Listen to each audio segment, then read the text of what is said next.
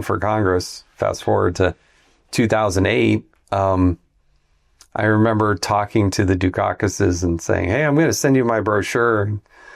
He said, well, my guess is everything in it I probably disagree with. So if you want me to endorse your opponent, I'm happy to. That's going to help you. You know, like he's just laughing. But he, you know what? He did believe, and I do believe too, you need good people on both sides of the aisle. Welcome to the Know Your Ship podcast, presented by eHub. I'm your host, Frank Dolce. I have a really special guest today. Do you want to start talking and then see if people can guess who it is? Sure. Yeah. People would know from that. Do you think that was enough? They would know. Do you remember that old show that named that tune? Of course. Yeah. You ask younger people, they don't know what it is. But they should bring it back, right? They just play like, I can do that in 7 notes. I can do that in 6 notes. Yeah. I love that I show. don't know that my voice is that distinctive. Very. Is it? Very. Well, I think I would recognize it. The one and only Jason Chaffetz. Thank you so much. Thanks for having me. Can't tell you how much we appreciate you taking the time. Oh, yeah. To do this. It's fun. I love it. I was telling you before that I was searching around for like the life and times of Jason Chaffetz podcast, and I couldn't find it anywhere. So I thought that might be a good opportunity for us to do that here. Oh, let's go. If you're going to know your ship, you better. Good for you. You better. Typically, I'll do it now.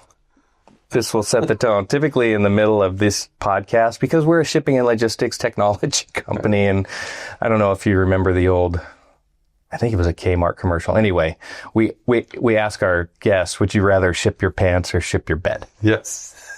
That was a great commercial series. Yes. I remember those. There, and not to be outdone by, I mean, that was really good. There's some other ones. The other one that I really liked, I think it was a Bud Light, was Cut the Cheese. When they have a cheese factory, and they're like, who cut the cheese? Oh, I cut the cheese. No, it's my turn to cut the cheese. No. Who cut the cheese? I cut that one. It's just, there was a time when certain vendors of commercials would actually come up with some good creative. They were so creative. Shows. And Yeah. And sometimes, but the majority of them are so boring or so lame or so. Now, these days. The shipping and the cheese caught my attention. Those are good. Those ingrained in my brain. Kmart also did a follow-up to that with their gas. Oh, did they? Just filling stations. Yeah. And there was a big individual who was the big gas man. Who's the gas man? The kids were saying, oh, did you see the big gas man? Oh, yes. I saw the big gas man. Yeah, well, Kmart needs a little more help than just the gas man. That was... Okay. Well, let's get into the real nitty gritty. Sure. As they say here. So you grew up, we were just talking about that. It lists on Wikipedia. I feel like I know a lot of stuff about you, but it lists on Wikipedia that you grew up in Los Gatos. Well, so California. My Wikipedia page, I haven't looked at it in a couple of years. Last time I looked at it, I thought, this is so not true. Some of it's partly true, but, enough to make it look like it's authentic. But some of this stuff about growing up Jewish and all that, like that. Yeah. That is such a, like... That's not a thing? So I was born in Los Gatos. We had our home was in Saratoga. And I lived there till I was about 7. Uh-huh. And then we moved to Southern California, and then we moved to Scottsdale, Arizona, and then I moved to Colorado, and I can walk through that. But, my mom was actually, we grew up in an agnostic household. Mm-hmm. I just kind of grew up sleeping in, playing a lot of soccer. Like, there was not a religious tint to my upbringing. So to suggest that I grew up Jewish, like, we never celebrated Hanukkah. I wasn't running around wearing a yarmulke or anything like that. I just, now I'm kind of cognizant of what it is, but growing up, my dad's side of the family is Jewish. My mom was more like Christian Scientist. Mm-hmm. I did read that. Interesting. I did read that also. But the only thing I remember hearing about that is that, she never saw a doctor growing up. And my mom had had an accident. I think it was in early high school where she was on, back in the day, 50s or whatever, you'd be on these running boards of those old cars, and she hit her head. Oh, geez. And was unconscious for like a week. And they never took her to a doctor. Is that because of They just believed the belief. But when I grew up, I saw doctors. When I had headgear with my, when we went to the dentist and the orthodontist, and so yeah, fortunately we saw doctors along the way, and yeah, I got sore throats a lot, and eventually I got my tonsils out. I did too. Do they do that anymore? Yeah, we had our kids do it. You did? Yeah, I didn't have any of mine. Not all of them, but that's still a thing. Yeah. All right. My wife's here. I kind of have to look at her to see. I know. I'm looking over like the same because I don't want to do anything. I don't mind saying something that's mildly offensive to you. I don't really want to say anything in front of. Well, it's the. Did all of our kids get tonsils out? Just 2 of the 3. You just got fact checked. No, but I was right. I was right. Oh, in your career, how many times has that happened? How many times do you get fact? And is it accurate? When you get fact checked, are you like, oh, dang? Or are you like, no, that's not even right? I can't remember what I wore 2 days ago. Julie can remember what we wore, like I wore on my second date. Like I have a system at home, okay? When I wear a shirt, I put it at the end. So when it comes time to go to the next day, I have to look at this third of the shirts to choose from. And if one sits there too long, then it's time to go to the Deseret Industries and donate it, because I'm not wearing it. I don't like it. But if I don't have that system, I'd probably wear the same shirt and same pants every day. Like a Steve Jobs sort of thing? Sort of like a 6th grader would. Like, because in 6th grade, I had my certain shirts favorite and pants, and I'd wear them every day.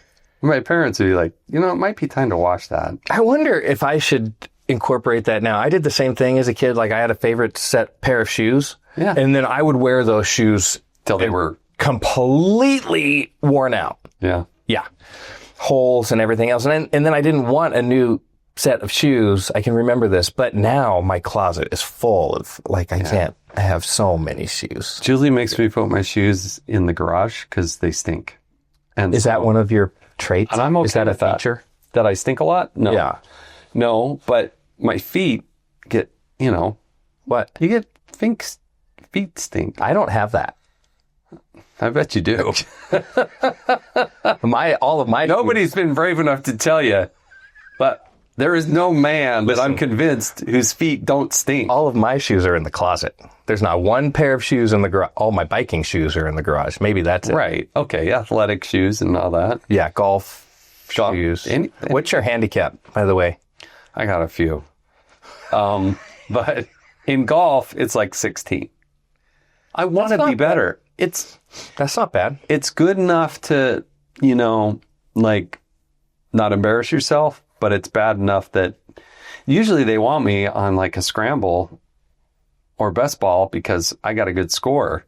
And I'll birdie 2 or 3 holes. Yeah. But then I'll hit a snowman on several others. Yeah. Yeah. Not several, but on many other. A couple other. Like getting birdie, 8, birdie. Yeah. That was a par 3. You're not supposed to hit an 8, right?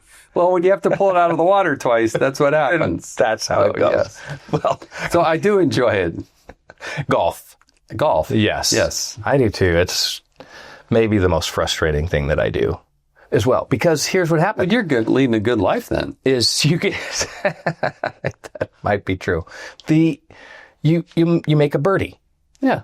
And the next hole you make an 8. Right. Like, how difficult is it to just maintain like the birdie part of golf? Why does it focus completely go off the rails? Look, the focus on getting every stroke right and every club, and I don't know. I love it. It's very relaxing to me. Some people get so whipped up and so frustrated. I can do that. And I don't. For me, it's relaxing. I'm out. There's green grass, fresh air. You have a much hopefully a good conversation going on. Mm-hmm. Yeah, enjoying. If I had a bad shot, I'm like, I don't care. Oh man, it drives me crazy. Yeah. Let's get back to your childhood. Yeah. Okay, so I didn't grow up golfing. neither did I. I grew up playing soccer too.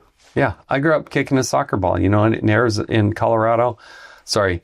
California and Arizona, you can play year round. Yeah, that's the best. And that I just did it. I owe sport a lot because I think it kept me out of trouble. I learned a lot of life skills. I worry in our society today that we cut kids off too early. And what I mean by that is, like, we're in Utah, and I'm sure there's people, I don't care where you're listening to this podcast. You can be Arkansas, Texas, whatever. Kids love a sport, maybe basketball, maybe lacrosse, maybe it's dance, maybe it's music. But then all of a sudden they get to high school and their competition goes exponentially higher. And if you're a basketball guy and you're not 6'8" or 6'7", some of these big schools, you're done. Yeah. And so, but I owe sport so much because, like I said, I learned how to lose. I learned how to win. I learned how to interact with people, how to have a coach, how to have them get on my case and tell me to do some push-ups because I wasn't paying attention. How to be a part of a team. To be part of a team and all those lessons you learn.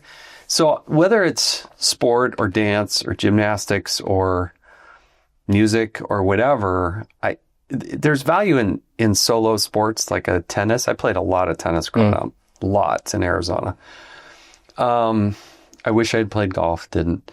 But I learned so much, and I'm so glad that I started so early because I was pretty good, you know. We won the state championship on our soccer team, you know, that kind of stuff. One of the proudest mementos I have at home is when I was 10 years old. I was in Southern California, and it was the Adrian Walsh juggling contest for soccer. And it was at the local mall. My parents didn't know. I had ridden my bike up, and there was this contest. And I entered, and I won. Been preparing for this? No. I think it was more spontaneous. Like, I didn't even necessarily know when I went to this mall, which is it was mostly outdoor mall, you know. Southern California, you have outdoor malls. Yeah.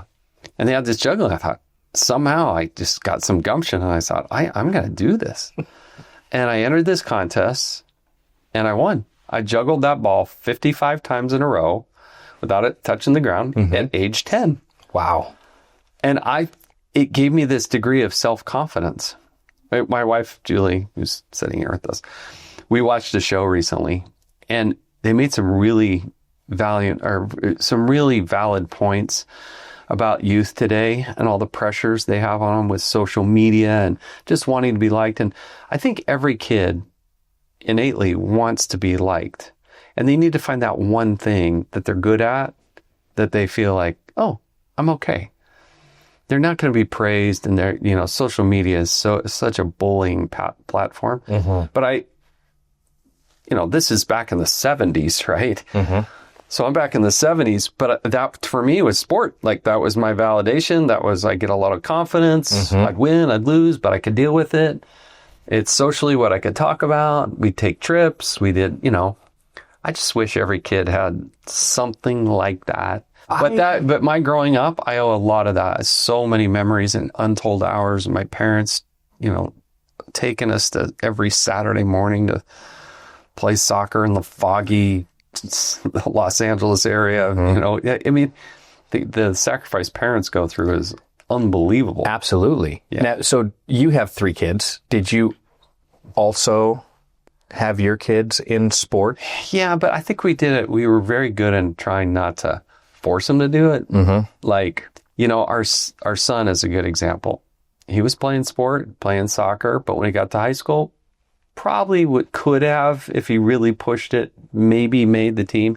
He played a little bit, but somehow, some way, he had an opportunity come up before him with a friend, a neighbor, who was going to get into debate. But he wouldn't do it unless his buddy Max, our son, would go do it. And so they did it together, and it changed both their lives. They both ended up being now practicing attorneys. Oh, really? But they, when you're that young, you're not thinking, oh, this is a career move. They just enjoyed it. Yeah. And there weren't many people doing it, and they thrived at it. And so, still part of a team. Had to study, learn. Yeah. Got to have unique experiences. All this stuff. I feel like that we had in lots of ways, we had a lot more simple life growing up. Yeah. And didn't have the pressures of social media and everything else bombarding us all the time. And I wonder if there's a way to manage that differently for our kids. Yeah, I think, they got to just turn it off at some point. And they have to recognize that there's this whole subculture that is just so askew of what's important as opposed to that's what worries me. I mean, it's a great way to communicate. You have the world at your fingertips. You can get all the information you want. You can also get all the bad and evil that you want, just with nobody knowing, and I think the immense pressure, the instant gratification is just off the charts. And you worry that I worry that kids lose the value of work, having the opportunities to work. I don't care how much they make, to go out and work for somebody else. That's kind of what being involved in team sport gives you. Yep. But then also getting a job. I don't care, I don't care if they pay them $1.50 an hour to get the value of working and earning it and understanding it. People say, "Oh, well, you can't do that. $1.50." And like, yeah, you can. Yeah. You're not going to do that your whole life, but when you're 14 years old, I don't have a problem with that. No, not at all. And that's one of the lessons you learn in sport is the sacrifice and having a goal and taking the time, putting in the time to achieve that goal. I was listening to the podcast you did with Maria Bartiromo. She was talking about that in her childhood. Yeah. And her immigrant grandparents and parents, and they put her they put her to work. She worked hard. Yeah, she was like the coat check girl at the restaurant. Oh, yeah. From the earliest age, she was out there hanging coats, getting the coats at the end of the restaurant, to helping prepare the meals, to scrubbing the dishes. I mean, what I find when I talk to really successful people, they all have a common denominator, and that is they learned how to work early on and they enjoyed it. Yeah. They didn't just like, okay, I'm going to figure out how to get by with the easiest amount of no. Just getting by. Yeah. Well, and that's, I think I've done 200 podcasts, more than 200. The number one thing I hear in terms of it was the people who say, I worked at McDonald's. And I think it's so great, but I worry that whether it's Subway or Jimmy John's or Jersey Mike's, they get so many burdens and regulations around them. I want that 12-year-old and that 13-year-old to go in there and work and, or, Swig or whatever the place is. Yeah. It doesn't matter. It's just they got to learn that value of work. Absolutely. Yeah. Is that so? Would you identify that in your own childhood, the way that you were raised? Is this a value of hard work? And and my parents instilled in me, if not you, who? You can do anything you want if you work at it.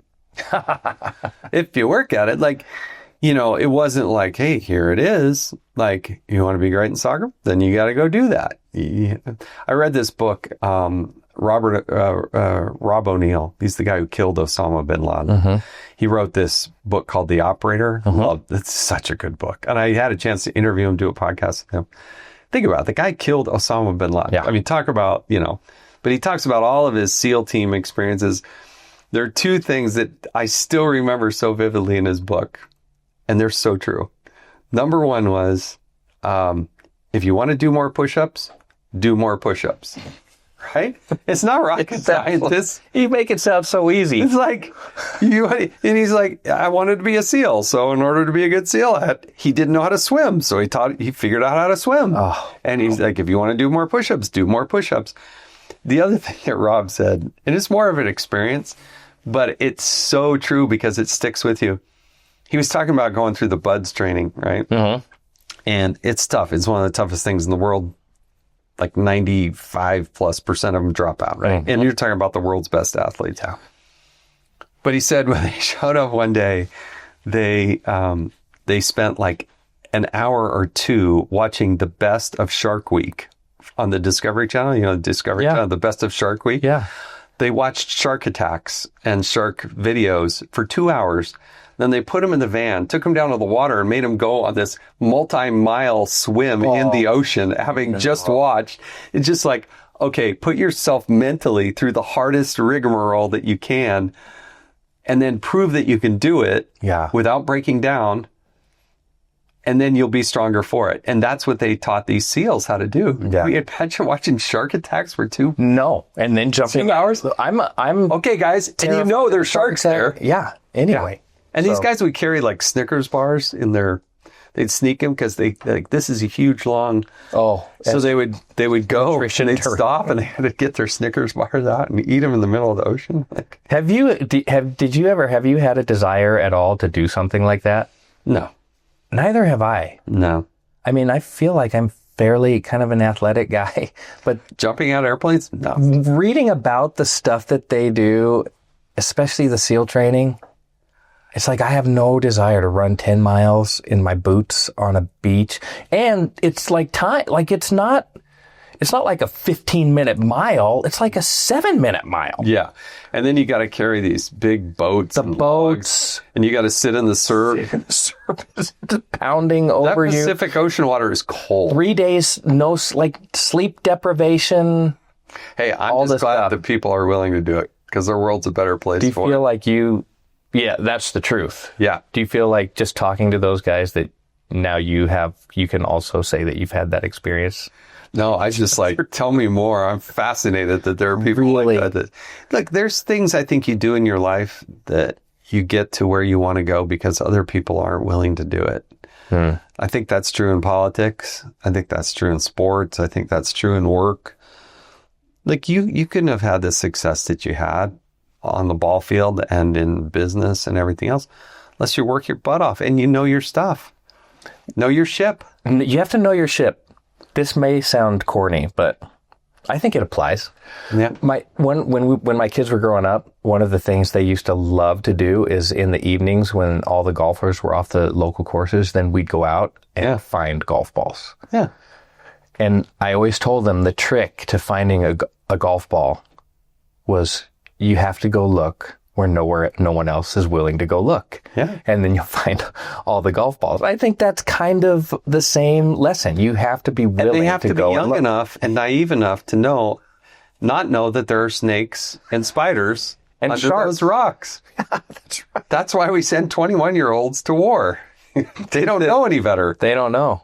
Yes, because I look at what people went through in World War I and World War II, Vietnam, and some of those others. Julie's dad served overseas in Vietnam, and what they went through, if they knew what was ahead of them. Well, let me ask you about that. Yeah. I mean, but they did it. They did it. Do you think they did not know? Like, I have never had somebody shooting a gun trying to kill me. But if I play paintball, my heart is racing because I don't want to get shot by a paintball. I can only imagine if it's true, I say that with a smile on my face. These people are dealing with life and death. And I don't know that when you actually go to war in Afghanistan and Iraq and those types of things, if you grew up, you may think you're prepared for that. But when the ship's hitting the fan, you gotta put, I mean, it's scary. People either deal with it and we don't deal with the mental health when they return because a lot of people can't leave that. Yeah. Yeah, I agree. I would say I would agree with that. Like, you maybe you have some concept of like, I'm ready to go do this. And then when physically fit. Yes. And you get yourself all psyched up and then you get there. You played football. Yeah. You think you're ready by playing high school and then suddenly you play Division I.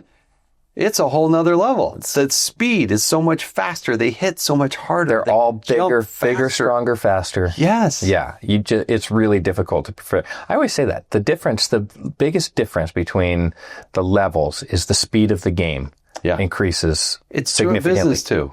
Yeah. Like you can take anything and you can apply it. It's just those same lessons. And that's, again, the value of sport, but it's also the value of experience, whether it's your life experience working on your family farm or, but it's the kid that's sitting around playing Xbox all day thinking wow, I'm ready for war. Like, no, you're really not. I don't think so. I don't know what skill set you offer, but...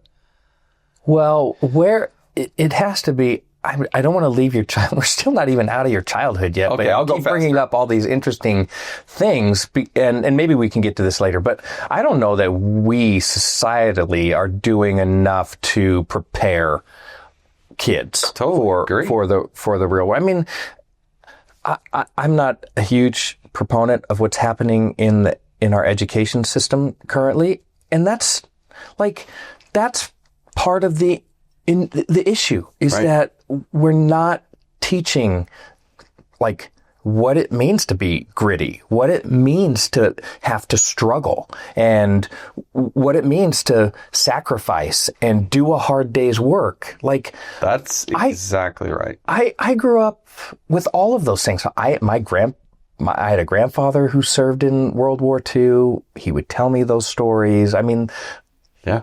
I think we're just missing that somewhere. No, look, it's different eras, and people say, "Oh, it can't be like that." I grew up in a family. You never miss school. I don't care how sick you are. You're going.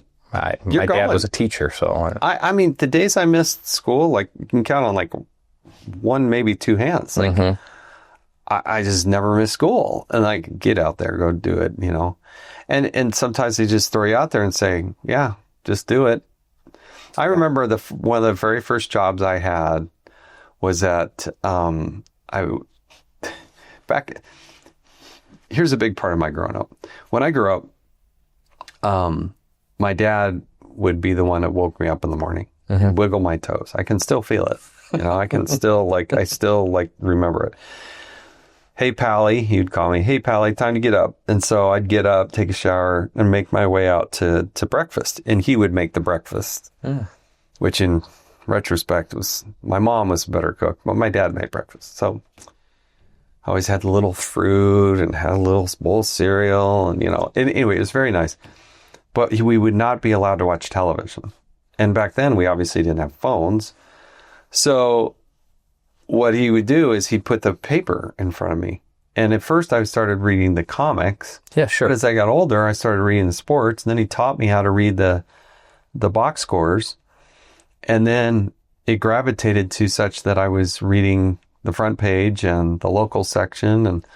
And so that's kind of how I educated myself about the world and what was going on. Because every morning I just kind of grew up, and then I had the expectation, and I really enjoyed reading the paper as I got ready. Now, that was all of 10 minutes, right? But if you do it every day of your life, then it becomes a habit. Right. And so I remember one time we were in Southern California, or in Scottsdale, Arizona, and it was starting to be summer. So I'm thinking, hey, fun, swimming, soccer, late nights, they'll be great. And he said, no, you need to get a job. I said, oh, wait, what? He said, see those want ads? Go in there, start dialing, figure out you got to have a job. It didn't take me too long because I found one that was pretty good. And so I called it, and it was really cool because it was going to be done at noon. And I thought, oh, that's perfect. That'd be done at noon. Yeah. What time did you start? This is Arizona in the summer. And I didn't think through some of those other questions. So my dad's like, okay, what time do you need to show up? Where do you need to go? How are you going to get there? You know? So I had to call the guy back, and he said, I will come pick you up at 4 a.m. And I'm thinking, wait, I don't go to bed till like 1:30. So this is going to be a real tight turn. I'm like, wait, what? And what do I wear? 8 hours. Oh, you're going to wear jeans, long sleeve shirt. You might want to bring a hat because there's going to be a lot of cactus out there. And that's what I was. I was a gardener in Arizona. And I said, wait a sec, he's picking me up at 4. That's why it's done at noon. Yeah. That's 8 hours. That's a lot. Yeah. And I remember telling my dad, I said, Dad, I can't do this. Because I tried it for a little while. He said, it's so hard. And he said, well, I'm okay with that. And he said, if you want a different job, you need to make yourself more valuable. And you need to go find another job. You can't quit this one till you have another one. And that's when I started working for the General Cinema Corporation with my short sleeve white shirt, my clip-on bow tie, and my powder blue jacket that did not fit right. I can see it now. My polyester black pants. Yes. And I was ripping tickets and doing all kinds of stuff. And Star Wars is a big thing. So I popped a lot of popcorn and cleaned a lot of theaters. And I thought, yeah, okay. And I made a little bit of money. I made $2.88 an hour. Wow. And I remember going in and seeing up on the board that I'm like, wait, minimum wage is like $3.65. I make $2.88. So I asked my dad. He said, I don't know. Go ask Mr. Hobie. He was the manager. So I go ask Mr. Hobie. I said, what's up with that? And he said, well, we're the entertainment industry. So we are exempt from minimum wage requirements. Is that true? And it's true. And I just said, oh, okay. Oh, great. Now, fast forward. I was in the United States Congress on the Judiciary Committee. And the Democrats started arguing in favor of minimum wage. And I told a very abbreviated version of that story. I said, if you believe in minimum wage, how come carnival workers don't get it? How come people in the entertainment industry don't get it? Those people need more protection than your average person who's working at, XYZ Corporation. Yeah. That conversation came to a screeching halt because the Democrats were so in tune with the entertainment industry. They didn't want to do it. Like extras on movies, do they make minimum wage? No, they do not. And so they shut that whole thing down. But you know what? It was my life experience having gone through that then made me valuable. Having that discussion in judiciary, whatever. It's like, what would that have been? 40 years later, 35 years later. And it's true today. Don't tell me everybody gets minimum wage because they don't. I don't think there should be a minimum wage. I think you should get rid of it. I think if you don't want to do the job, don't do the job. Yeah. Employers have to attract you. Yeah. They're not attracting you. You don't have to do it. Okay. So coming out of your, that's a great lesson. I love that your dad did that. Yeah. And coming out, what are some of the things that you recognized about yourself as you were growing up? Did you start leaning did you feel like, hey, politics seems kind of interesting to me? No. Or were you like, no, I never thought about politics. I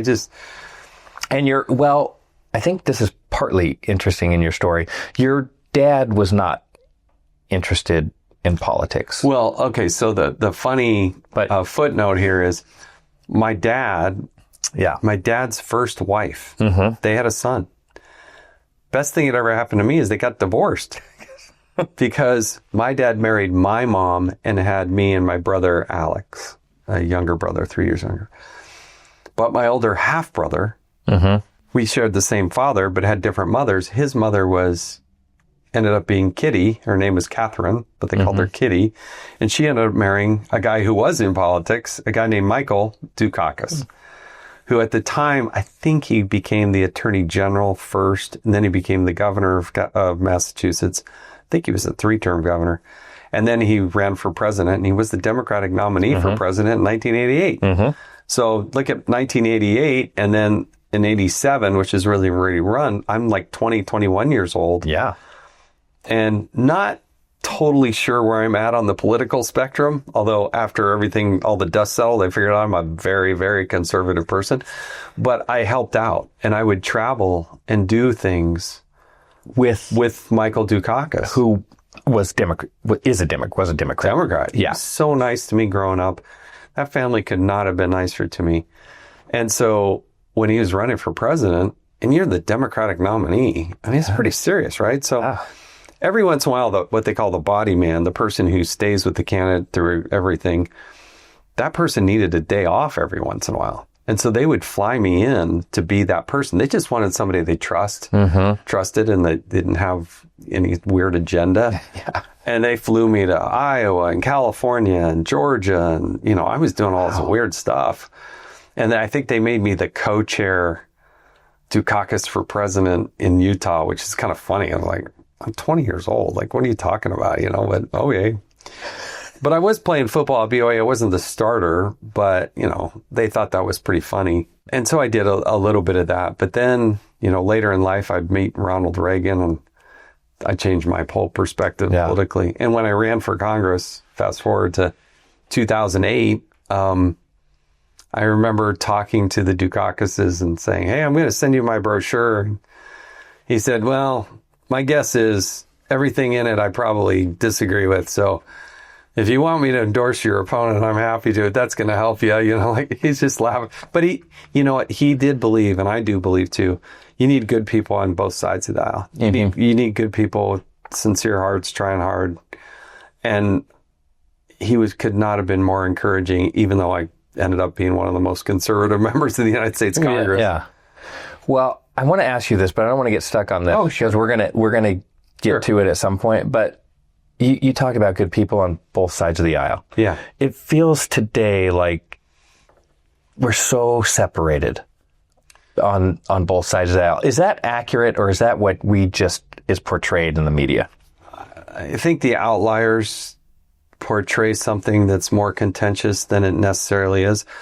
Although social media has pushed us to a point where everything is omnipresent, and too many members or too many representatives are playing to the cameras and are different behind the scenes.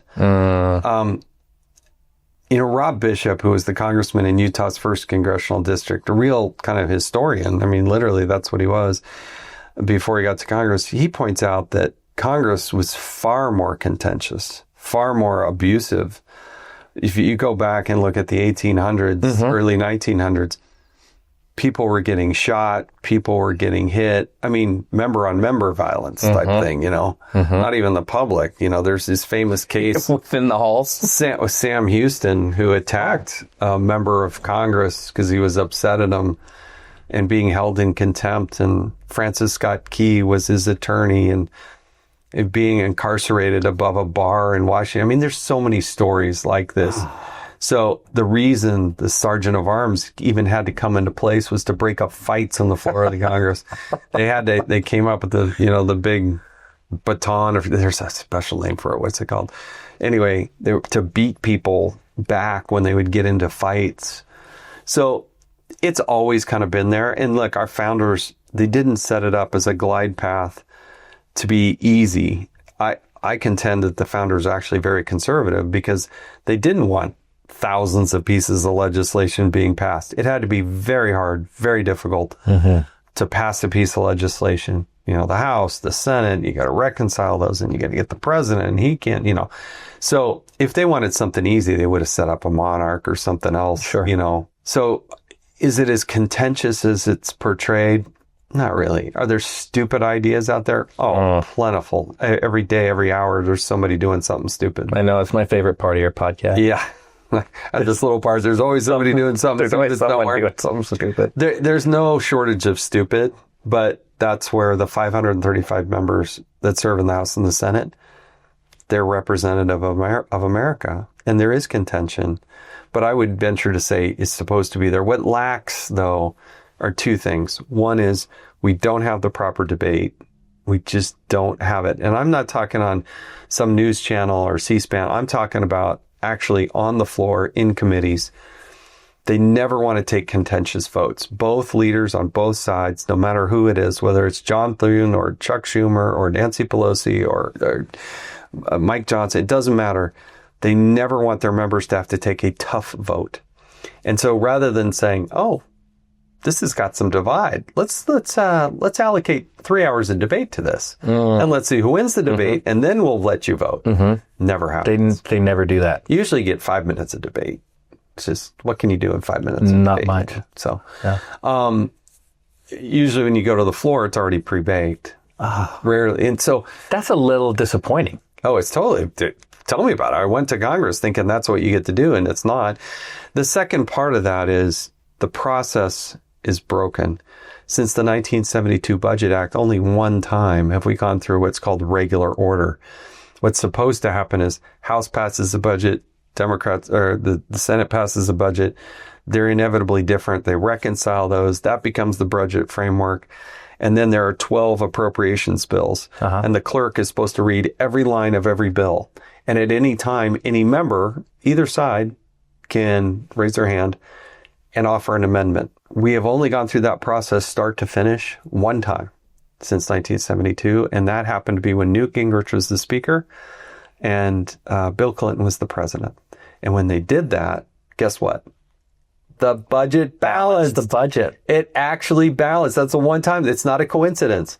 And so if you go through that process where members can offer amendments, then you can have the proper debate. And if your amendment is defeated, then move on. Yeah. But what's very frustrating is when members don't have a chance to represent their district, in my case, the Utah's 3rd congressional district, and be able to say, no, we don't want that.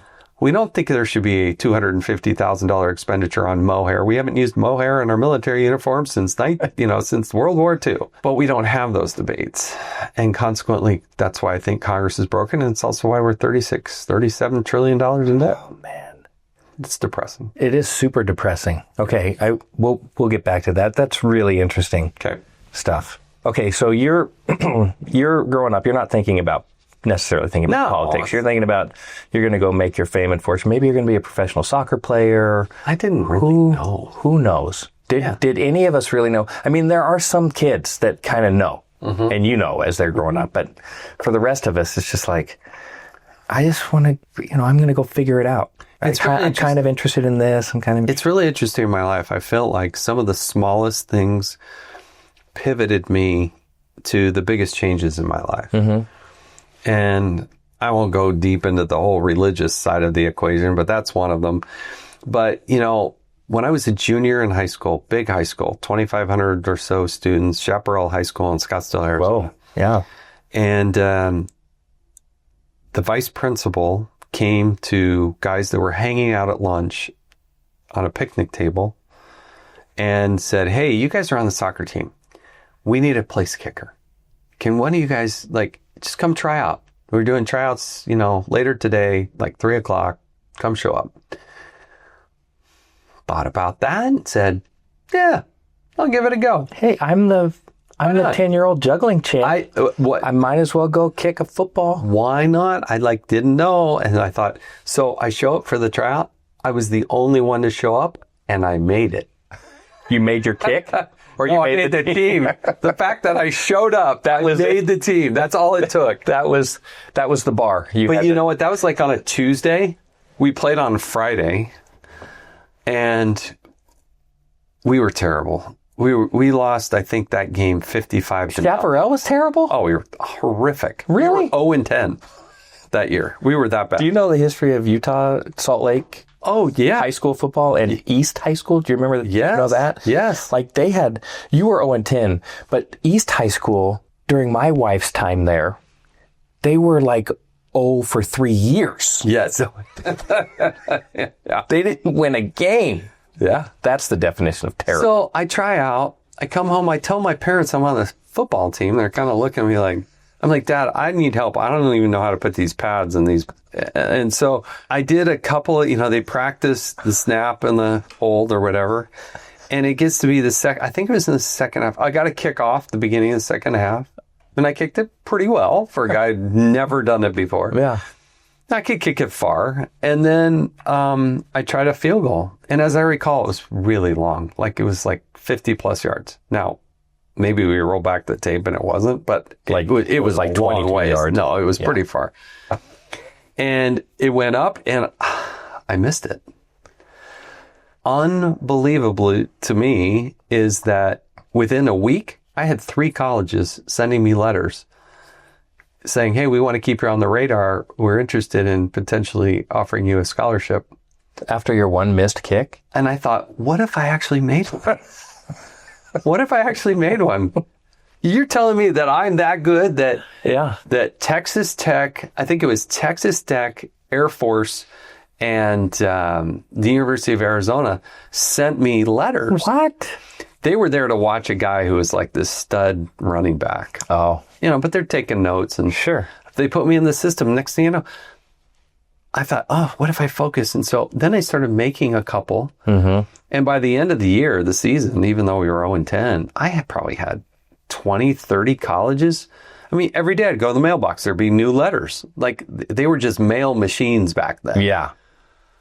It's pretty exciting to get those letters. And so I thought, yeah, I'm going to do this. And I was determined. My parents were getting divorced. We moved up to, I moved up to spend the school year in Winter Park, Colorado. Mm-hmm. the little town Granby, the Middle Park Panthers.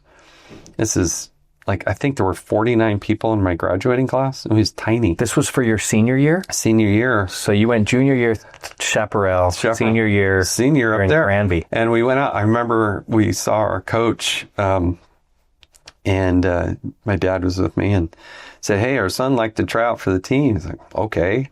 I was going to make it no matter what, right? And he said, he's a place kicker. Okay, all right. So they set me up for like an extra point. Uh-huh. And we were up on a kind of this bluff or this hill or whatever. I kicked that thing like way down the hill. Like, and so he's, all right. He's like, oh my gosh, back up.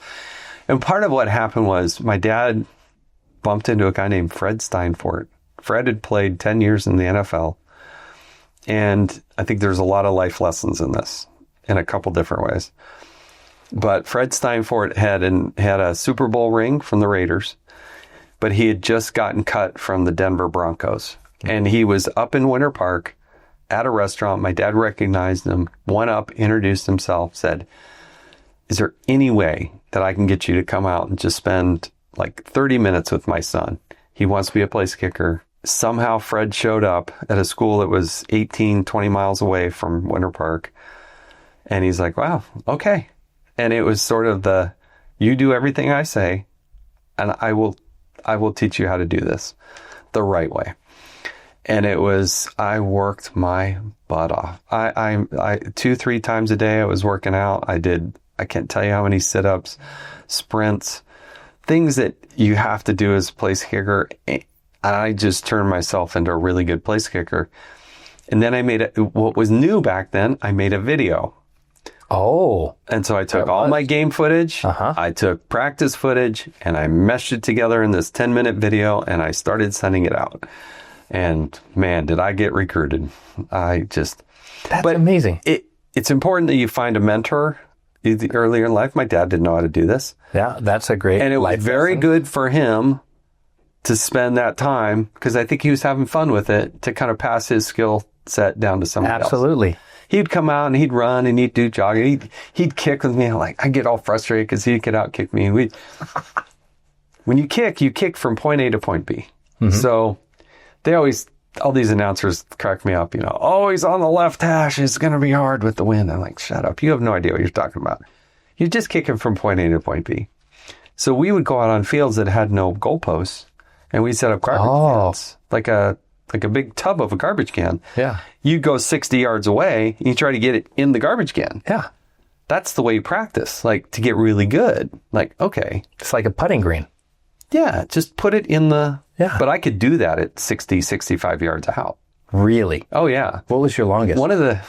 In a spring game, I had a 53-yard. But you know what? Lavelle Edwards, who's our head coach, he said, listen, 35 yards and in, you cannot miss. 35 to 50, it's 60, 75%. I'm happy. Over 50, you don't even have to make half of them. You miss them all, I'm fine with that. Mm-hmm. Took a lot of pressure off. And we got to the point where he would look at me and he'd say, we'd be 20 yards apart, but on the sideline, it'd be third down. And he'd look over at me and he'd just... like, are you going to make this? And I'd be like, I'm good. I got it. But sometimes I'd go right next to coach. And we played at Navy once. And I went right, it was pouring rain. And it's going to be a long kick. And I went up to him and he said, what do you think? And I said, I don't know. I don't think we can get from here to there, but maybe. And so he sent me out there. It's right before half. Sure enough, I fell on my butt. Oh. And... it went nowhere, and he was so mad, not at me, but at himself. Because he's like, you told me you weren't going to, I should have read you. You told me, that's all on me. Don't ever think of it again. And I think about it a lot, but it was good because it wasn't my fault. It was his fault. And it was his fault. I told him another life lesson. Yeah. Yeah. Well, I was candid with them. I was honest. I'm like, I might, but to kick, you gotta really lock that foot down. And it's that snap. It's that quick snap. And you can't do that when it's pouring rain. Mm-mm. Well, we could probably spend a whole podcast on kicking. Just on kicking and Lavelle Edwards. Yeah. I mean, I always feel bad when people go to a football game and it doesn't come down to like a field goal, because I feel like that's why it's called football. They want to see that. Wait, that's why you feel bad about football? Yeah, well, because I feel bad for the fans when it doesn't come down to an extra point or something. You do? Yeah. Do you think the fans feel bad? Yeah, it's football. That's what they're there for. The place kicker is always the leading scorer on the team. You're right. But that we're in the Freedom Bowl. I kicked 2 field goals in the last 4 minutes. We win by 3. Who gets the most valuable player? Ty Detmer. Because what? He threw 2 incomplete passes? Come on, Ty. He teases me about that. I love talking with him about it. I have a different perspective on kickers. So kickers... As a quarterback, really? Yeah. Yeah. Kickers have they're the source of all the ridicule. And all the points. But nobody realizes that part or recognizes that. It's just when you doink it off the upright, except for the kicker. That's right. There was a game a couple of years ago. You probably remember this. University of Utah, BYU. Yeah. I remember lots of games. A kicker missed field goals by both the BYU and the U of U kicker. Mm-hmm. I looked at that a little differently because I thought, those are 2 men who will never run for Congress in the state of Utah. They just can't do it. Like, the only reason I could run for Congress in Utah is we never lost a game by the margin of my missed kicks. And you set 5 records. Yes. While you were there. I only have 2 left, but I did set 5. Records were meant to be broken. Yeah, and I got lucky in Hawaii because I missed one, and it was bad. But fortunately, we won that game. You still figured out a way to... Oh, we eked it out. Yeah. That I do owe Ty Detmer for. Well, MVP. Of the Hawaii game. It may have had something to do with my going out and surfing, teaching myself how to surf in Honolulu. Prior to the game. See, that's the other thing. I probably should have done that. So, I have this distinct memory of being in Price, Utah, with Coach Ron McBride. Love Coach McBride. Yeah, he's awesome. He's the best. He used to take the team down there for a week or so. It felt like we were there for months. It was brutal. Camp Carbon. And we had double days. Sometimes there were 3. It was hot. The dorms, there was not an air conditioner inside. Like, it was brutal. And you say your shoes didn't stink? No, mine didn't. Yeah. Okay. But all the linemen, and I'm sure the kickers probably too. Well, we weren't. But here's the kicker. Like, we're going out for our second practice of the day. We've been there for 10 days. I don't know how long. Everybody's exhausted. And the kickers and the punters have their golf bags draped over their shoulders as they're going out to chip and putt and do whatever. See, I'm just glad because Lavelle Edwards understood that I had to do my part, and then I was done. And he didn't make me stick around to hang out with the running backs. He didn't make you, play on the practice squad or something? I went into the weight room and looked around, and then I went back and did whatever I did. Yeah, I was usually done with dinner before those guys even got off the field. But don't blame me. I was just smarter. That's all. Touch me, they throw a flag.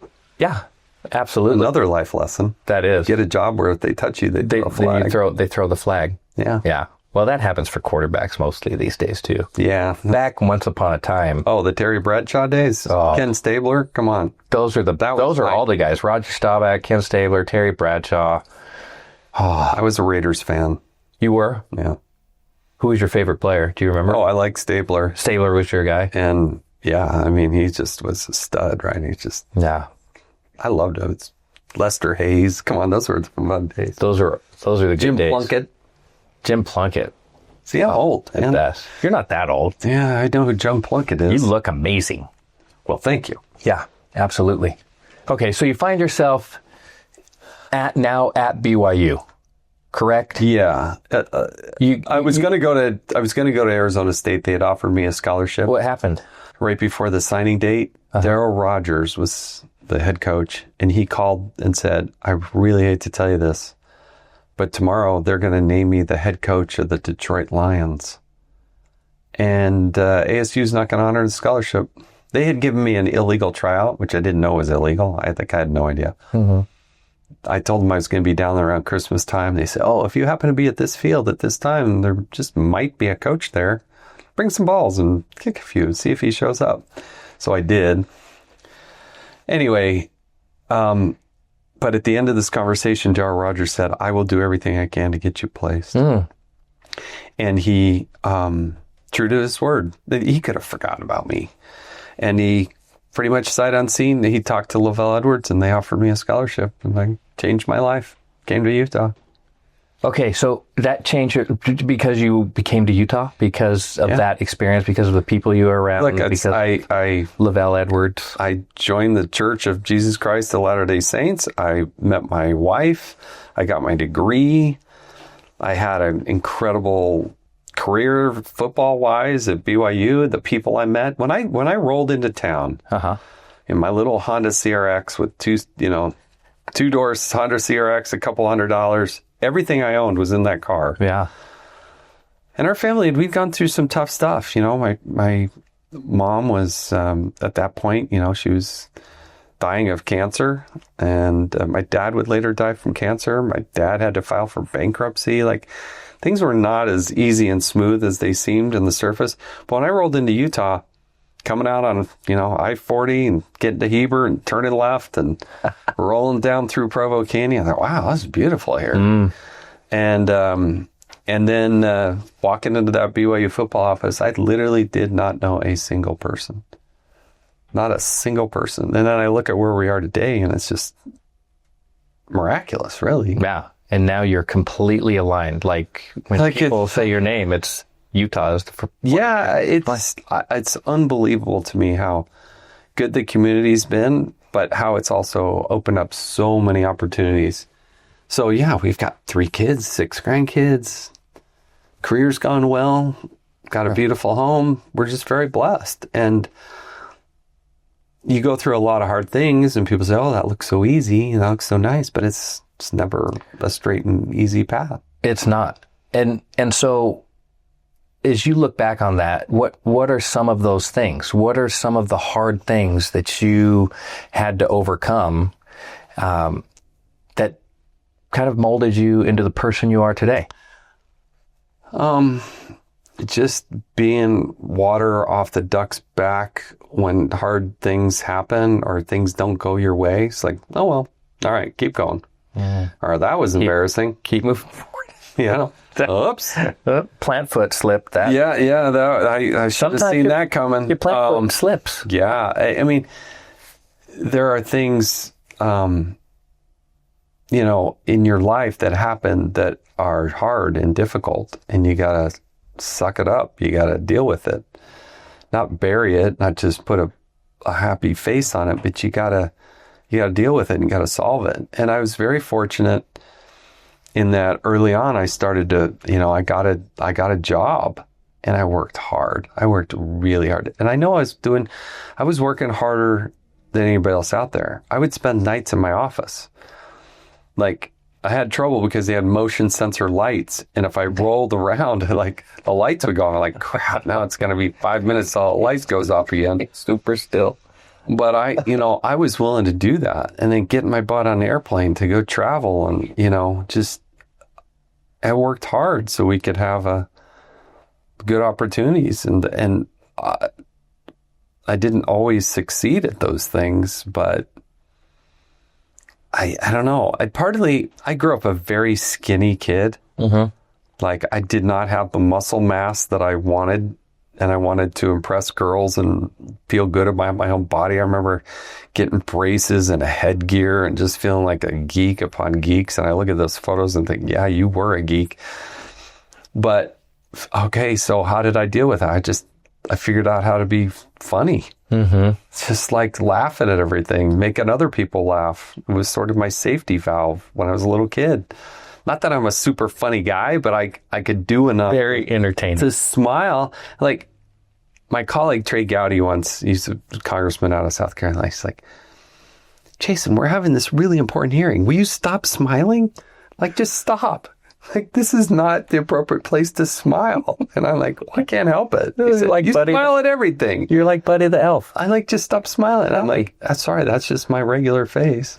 It's like, I don't want to look at it. Have you ever We tease each other incessantly. Have you ever asked Julie, your dear wife, if she was concerned about your skinniness?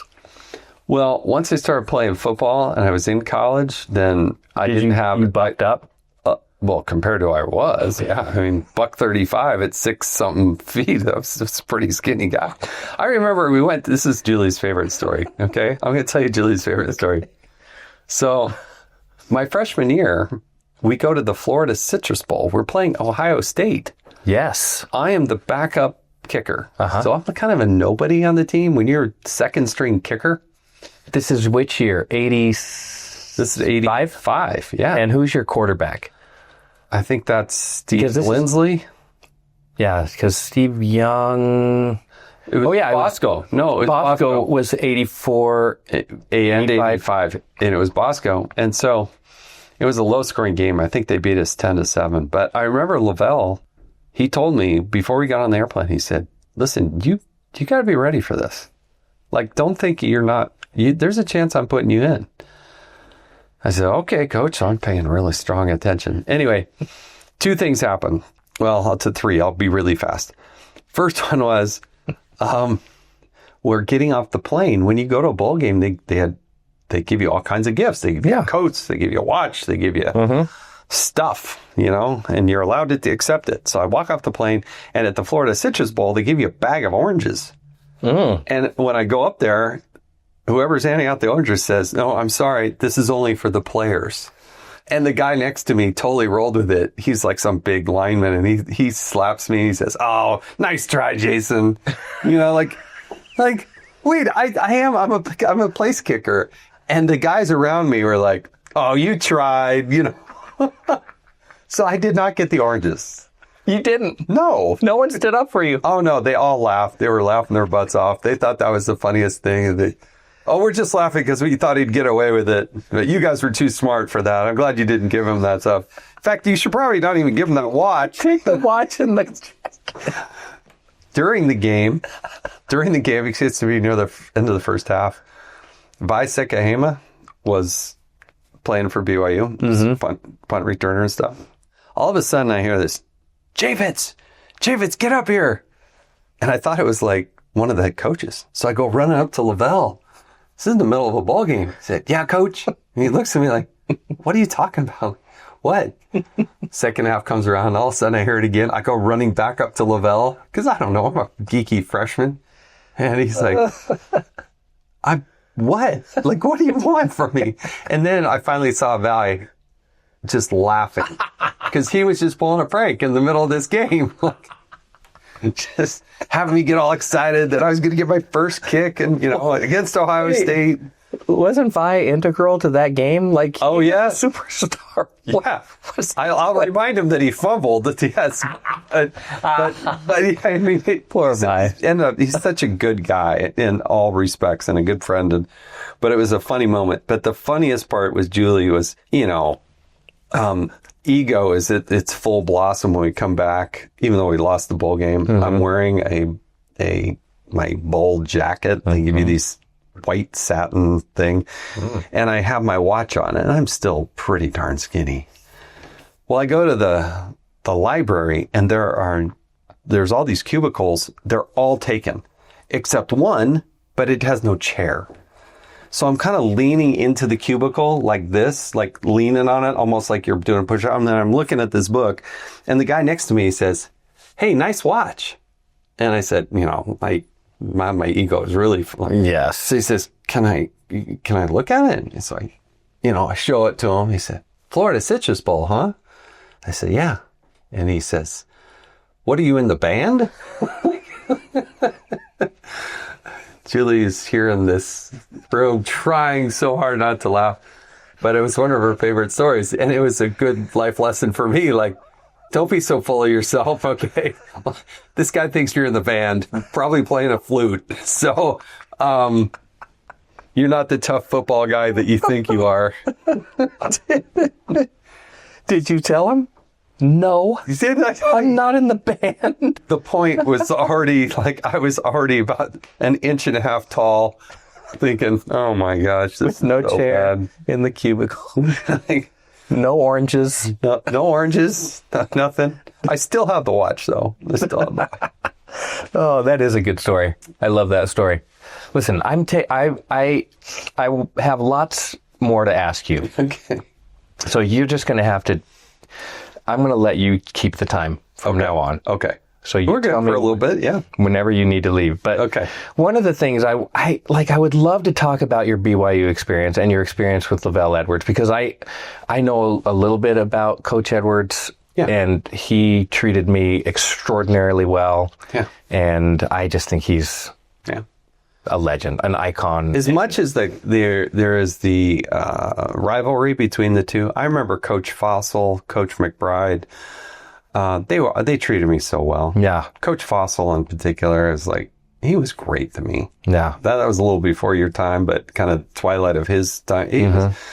But Fossil and McBride were awesome to me. You know, I think maybe the Utah BYU thing is a little bit like politics that we were just talking about. Like, I mean, it's a rough, tumble game. it is, but externally, maybe it's a little bit more than what happens on the. I mean, I that was one of the most competitive events I ever played in, and I still have friends, obviously, from both sides. So, Yeah. anyway. Yeah. I would like to talk about that, but I think we would be missing something if we didn't talk about what I really wanted to talk about is I feel like I'm a patriot and I think you're a patriot.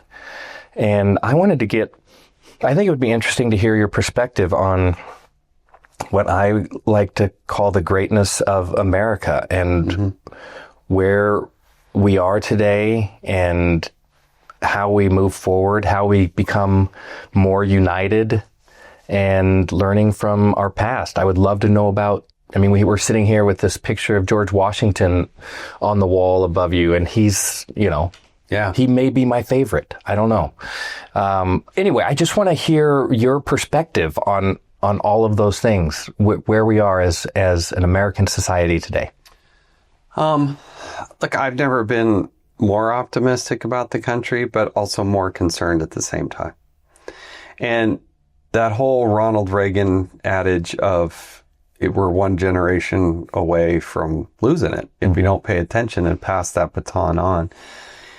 I worry that we don't teach history about the sacrifice that was really given for so many. There was a mistake I think our country made back after 9/11.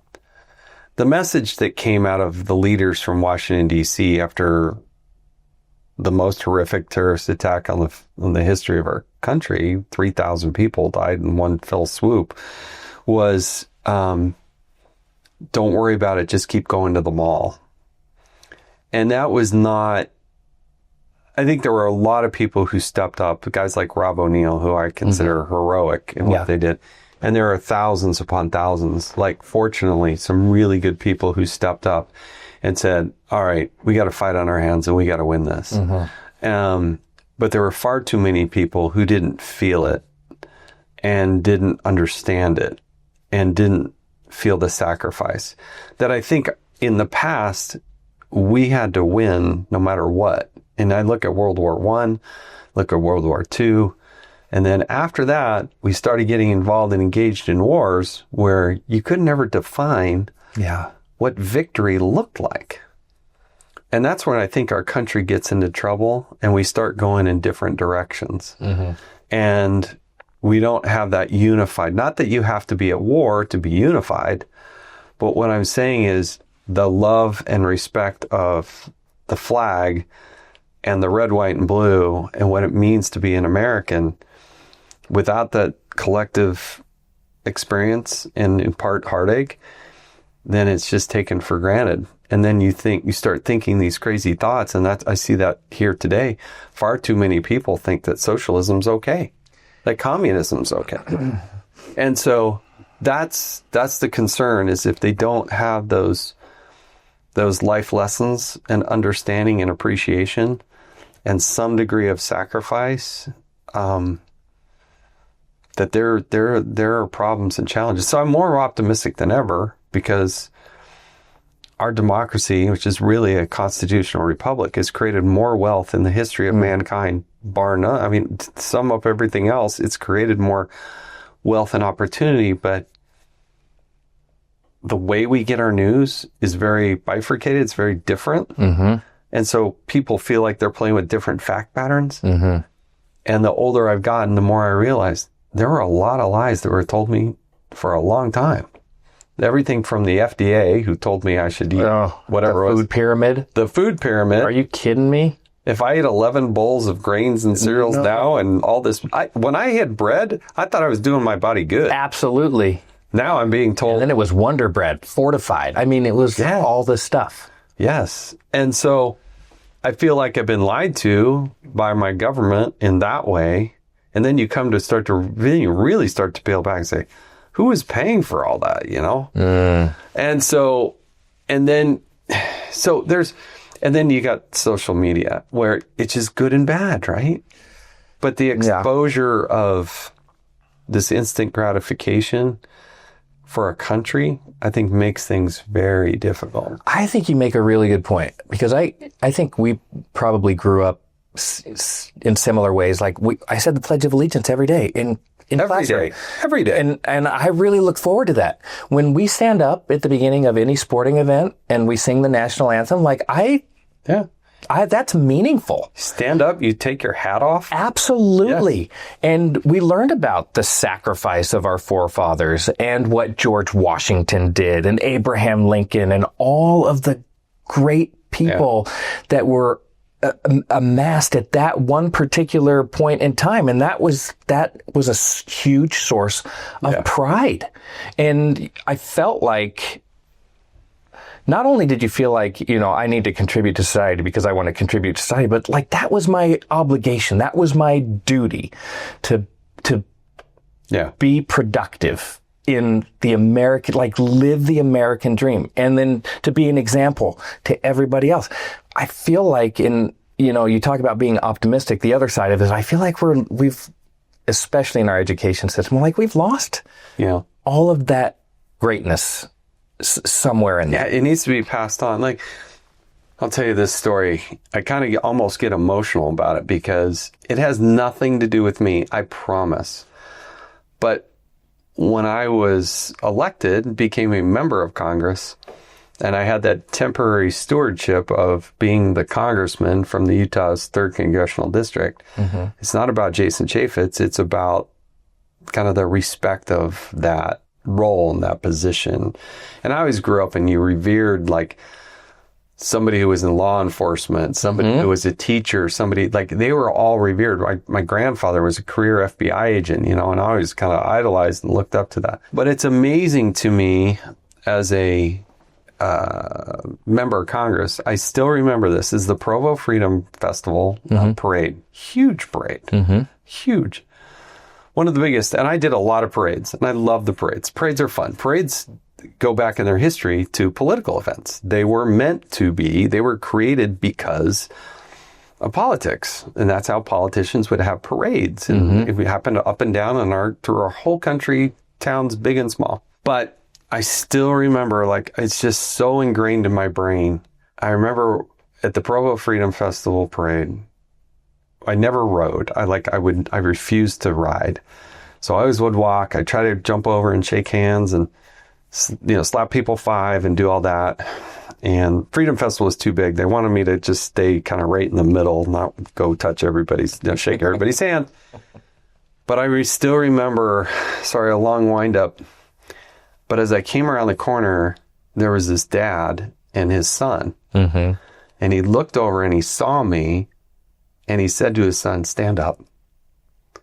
And I don't know why I get like emotional about it, but I thought that dad is teaching his son the right thing. And I thought, we look at society, there's too many kids that don't have fathers in the household. And there's too many that maybe have a dad in the household, but they're not teaching them these things. And I reflected back on it and I thought, I passed thousands of people. Now, I think most of them probably showed a degree of respect. I'm not expecting everybody to stand up and salute. That's not the point. That's not what I'm trying to say. But what I thought was good for that dad and that kid. Because he is saying the Pledge of Allegiance. Like, I look at Julie. Julie has taught all of her little grandkids to say the Pledge of Allegiance. You know, whether or not they do it in school, you got to take care of it. You got to grab that baton and say, hey, this is our responsibility. Right. So, yeah, whether it be the education system or I look at the way police officers are treated. You know, these guys pull somebody over for speeding, or they, you know, have to do this and that. And they just don't get the respect that they deserve, you know? And I don't know. I could wax on and on about that, but it's one of the clearer examples to me, like, of the difference between somebody doing it right in their family and others who don't have that. And believe me, as I've gotten older, I've come to realize not everybody grew up in the idyllic household that I did. And so in this country, you have the opportunity to succeed and to fail. But you've got to make sure, I think, as a society, that they have that opportunity to succeed. Absolutely. And we're very fortunate in Utah. Again, people all over the country have probably listened to this podcast, right? People, you got to find those communities and don't belittle them, but revere the idea that in the heartland, in the real communities, they grow up with this sense of purpose and this sense of respect. And I don't see that in a lot of big inner cities. I don't either. It's scary. It's super scary. It's super disappointing. I do have to mention that we're sitting here. It's timely. We're sitting here in the offices of Liberty Village in St. George, Utah. And Liberty Village is doing an amazing thing with the education program. We don't have to go on about it, but I just wanted to mention that because I think that's part of what you're talking about is, you know, maybe we're not getting it in schools, but there are organizations building up that are going to provide that kind of background that we, and the respect for the community we grew up with. So parents can have the educational tools at their disposal to go above and beyond just their own household, so that when they go outside, whether it be Liberty Village or to school or sport or church or wherever it might be, that person ends up being well-rounded. So absolutely. Yeah. So you mentioned that you had a significant event with Ronald Reagan. Yeah.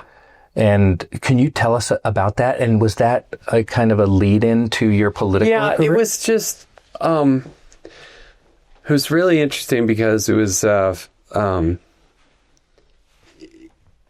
company I was working for was sponsoring Ronald Reagan to come to town. 2 days, 1 night.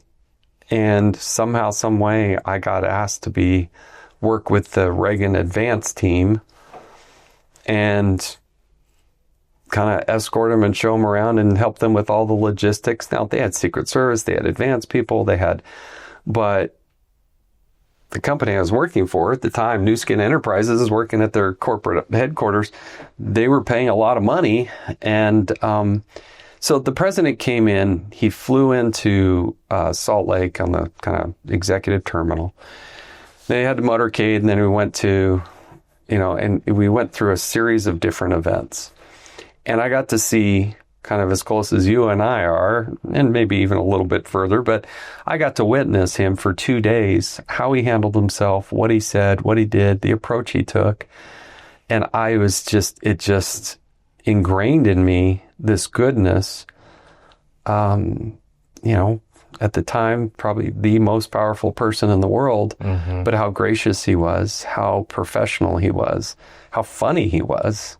He had this great way of communicating, putting a smile on everybody's face, and yet adhering to his principles and conveying those and communicating those, and all things later that I would aspire to and think, okay, how would Reagan do that? What would Reagan do? And it really turned me to think about and then study his life and his policy positions, some of which I don't agree with, but so many of them I do. And that's where I realized, I think over the course of a short amount of time, that I'm actually a very conservative person. I'm not this liberal that I saw the polar opposite of. And this whole idea of self-determination, self-responsibility, liberty, freedom, the opportunity. As an able-bodied person, you have to take care of yourself. The government's not going to come in and, Right. all these things. And so at the end of the trip, I told the advanced person, I said, I'd like to get the president's autograph. And he said, I tell you what, why don't you walk with the president to the plane? Just the two of you. What? What a nice treat, right? So I'm walking with the president and I say, Mr. President, can I get your autograph? And he said, yeah. But here's what he did. Ronald Reagan was a little shaky at that point in his life. What he would do is on an airplane ride in, the advanced person told me this afterwards, he had this thing of sticky notes that said Ronald Reagan on them, and he would sign them in advance. So that if he had somebody ask, he didn't want to have to do it with his hand, on the paper breaks, Yeah. So he pulled it out and he handed me that autograph. And then he took off his tie clip and his cufflinks and he handed them all to me. What? Yeah. Yeah, it was pretty cool. If you tell me this ends up with you giving him your Citrus Bowl watch, it would be the perfect story. Did that happen? Were you I had no oranges. President Reagan? I had no oranges to give him. I had nothing to hand the president. Check out this watch. But I would later actually go to Southern California because I had a picture, like this formal picture with him, and wanted him to sign it. So I brought it down and he signed it for me. He did? I'm sure you've been to the library. Yes. Ronald, it's amazing. It's unbelievable. So the thing that was so cool about in Reagan's office is that he had this cube, and it was the bullet that had shot him encased in this glass cube. Yeah. And you could pick it up and oh my gosh, this is the bullet. That's amazing. It was crazy. I have kind of a similar story to the one you were talking about in the parade, because when I was growing up playing soccer, we would play on Sundays. Yeah. And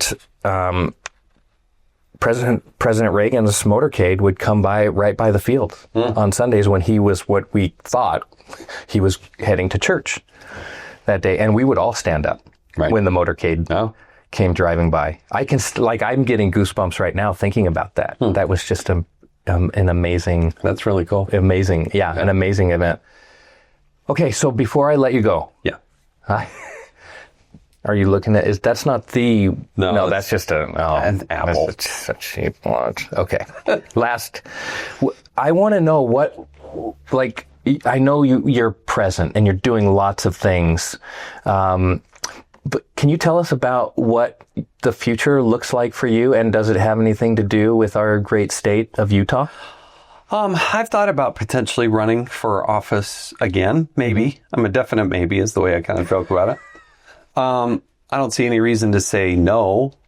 I've talked out loud about potentially running for governor in 2028. The current governor is not running again. He's told us multiple times he's not running again. So it's an open seat. And, I have this great relationship with Fox News. Love it. And I'm not saying I'm running. That's the thing is I'm not declaring that I'm running, but at the same time, I keep that door open. But I have a great megaphone with Fox, and I have a great opportunity to talk to millions of people. And you're good. I mean, I know you're sitting here, but you're really good at it. Well, thanks. And it's super entertaining. It's obviously working for Fox as well. I mean, I wouldn't be, I've been doing this 8 years now. So, if it, it's working for them, it's working for me. I can talk to millions of people on a daily basis. But,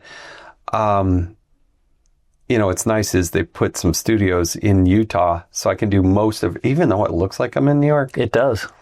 You're right here. Or DC. I'm usually in Utah when I do it. There's some shows you have to be in person, where you're obviously sitting at a desk with somebody. Yeah. But mostly I can do it from Utah. And it's, for me, my point in life is a better balance. But for whatever reason, my skill set, my life experiences has put me in this position where I feel like I still have more to contribute. Yeah, I think so too. And I think I'd be more,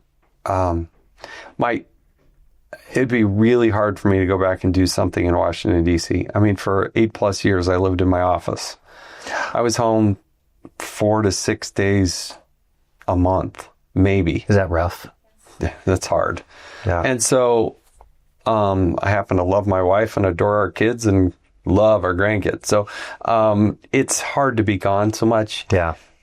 Running for governor is an opportunity to potentially to serve, but also be in Utah every night. Yeah. And that's got a lot of appeal to it. I have two final questions. Super brief. Okay. Super brief question. Is politics, I mean, I feel like we need more good people like you in politics, but I think people are afraid to jump in. Like, your life gets turned upside down. It's ridiculous, yeah. What would you say to people who are considering?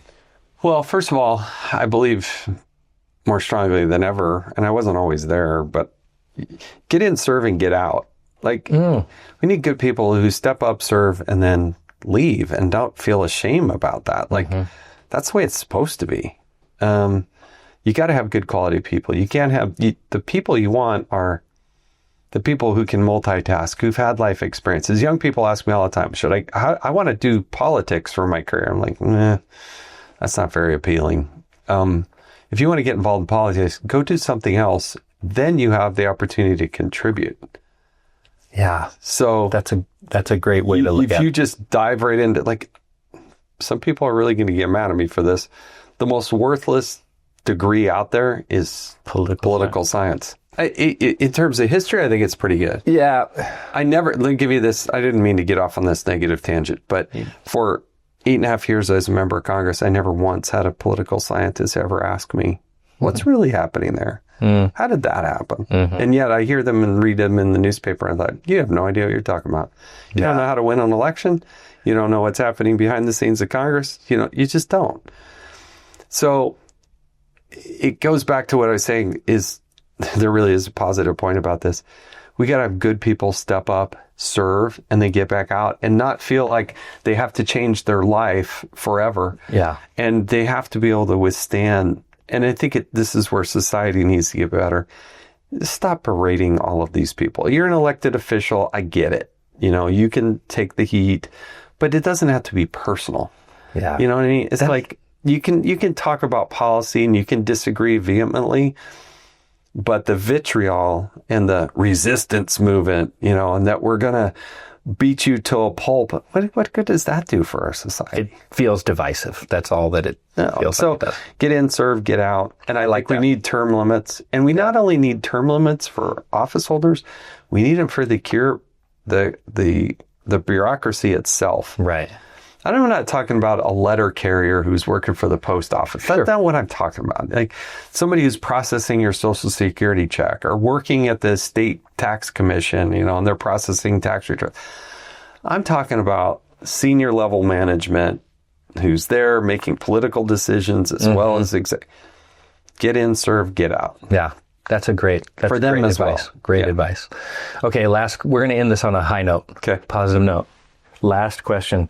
Who is the most difficult host from Fox News that you have to deal with on a regular basis? Is it Sean Hannity? No. I love Sean. Sean's Are you shaking your head or not? No, that's a hard no. I'm going to tell you, I when you said this, I thought of this. There used to be a time when Stephen Colbert was pretty funny. It used to be. That's good. Okay. That's funny. And he wasn't so partisan. That I know. I remember that time. So back in 2008, I'm elected to Congress. Mm-hmm. And he asked me to come on his show, which was on Comedy Central. And I said, yes. And he's like, he had to call me back and say, are you sure? Like, nobody comes on my show. I'm like, you got elected to Congress. This could be a very short term if you... I'm like, no, I'll answer anything, And he did this very funny bit, which stuck with me, which I think is so funny. He said, now, Jason, look, you're going to be a freshman. There's 435 members in the House of Representatives. You got to distinguish yourself. So here's what I want you to do. I want you to go on the floor of the House. And when you see Nancy Pelosi, I want you to go up to her. And I just want you to swing as hard as you can. Just knock her out. Just swing for the fences. Just uppercut. Just nail her. Just knock her down. Because you know what? Everybody will know your name. And I said, I'm probably not going to do that. But point well taken, Steve. You're right. Everybody would know who I am. And tell them, yeah, Jason's in the house. You're Jason in the house. Be Jason in the house. It's so good. I didn't do it. Just so you know, for the record. Do you have any regrets? Good point. Good point. It's been so nice to visit with you. You've been so gracious with your time. Oh, thanks for having me. So insightful. There's so much more I would love to talk to you about. I hope you'll give us an opportunity to do it again sometime, and maybe we can get out on the golf course. Kicking, that would be even better. Kicking and golfing, that leg swing and the golf swing, I feel like there's some similarities there. It was funny because I was not a golfer, and Lavelle Edwards would try to coach me up on some things. And finally I said, Coach, I've never golfed. And he's like, oh my gosh, you've let me wax on all these golf things and you've never golfed. You don't even know what I'm talking about. A pitching wedge? Like, what is up with that? What is wrong with you? Yeah. Anyway, thank you so much. Thank you. Come back and see us again. Thank you. Thank you for listening to the Know Your Ship podcast presented by eHub. Don't forget to subscribe and leave a review.